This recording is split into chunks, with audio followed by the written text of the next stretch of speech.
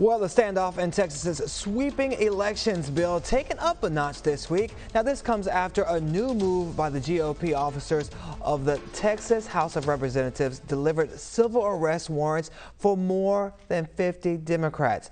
Now, our D.C. correspondent Bofta Yimam joins us live. So, Bofta, those Democrats fled to D.C. last month to protest over the vote and to grind it to a halt. But what's been the reaction to these warrants?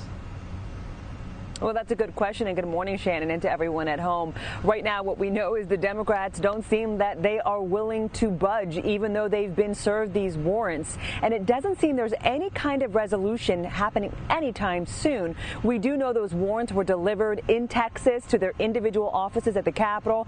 More than 50 Democrats are not there. Roughly, that's the estimate now. They've been in D.C. for more than 30 days. But those warrants still were delivered in Texas from one lawmaker securing a court order to prevent being forced to return, to the NAACP reaching out to the Justice Department to investigate. It's clear Democrats are pushing back. Now, this marks the latest move in what's been a showdown of voting rights. Republicans in Texas hope the warrants would maybe urge the Democrats to return back so they can secure a quorum and pass the restrictive elections bill. That would make it more difficult for folks to vote. Since the Democrats fled to D.C. back in July, they've been unable to move forward on that bill. And look, Republicans dominate both chambers in Texas, and Democrats know they can't permanently stop the GOP voting bill. But that's exactly why they took off to D.C., hoping that their presence and efforts here would help pass the For the People Act, the sweeping federal legislation to protect voting rights across the country. That has been stalled in the U.S. Senate, and now the warrants have been issued with no clear indication of what this could lead to. I'm very disappointed. I think this is political theater. I think this is an abuse of power. None of my colleagues have broken any penal laws.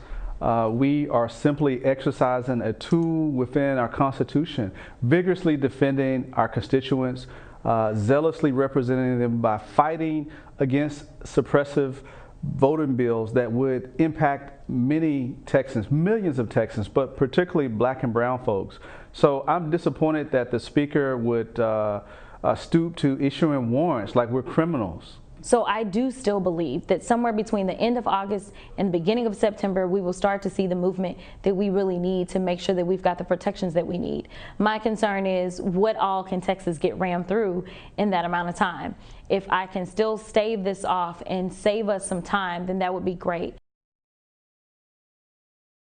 Now, the Texas Democrats who refuse to attend legislative sessions are violating House rules. But to be clear, this is a civil offense, not a criminal offense. Shannon.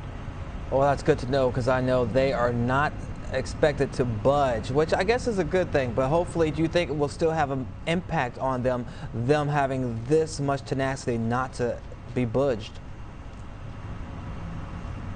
Well, I think what we're looking at here is the gridlock, right? It's kind of at a stalemate, and this is the move by the GOP right now to try to get something done to urge them back, like I said, back into Texas so they can get that vote. But here's also the reality. I want to talk just for a moment about the federal voting rights bill. That is stuck, really, in the Senate, and that doesn't seem like it's going anywhere. We talked about this week, infrastructure moving forward, that getting the green light, things of that nature. But voting rights has been that thing that still right now is stalled. We know that it passed the U.S. House back in March, but then in June, Senate Republicans blocked it, by the way, using the filibuster. And what makes advocates of this bill so worried right now, Shannon, is the fact that right now this could be the only opportunity. It's a very small window that Democrats have to be able to move this forward in time for the 2022 midterm elections,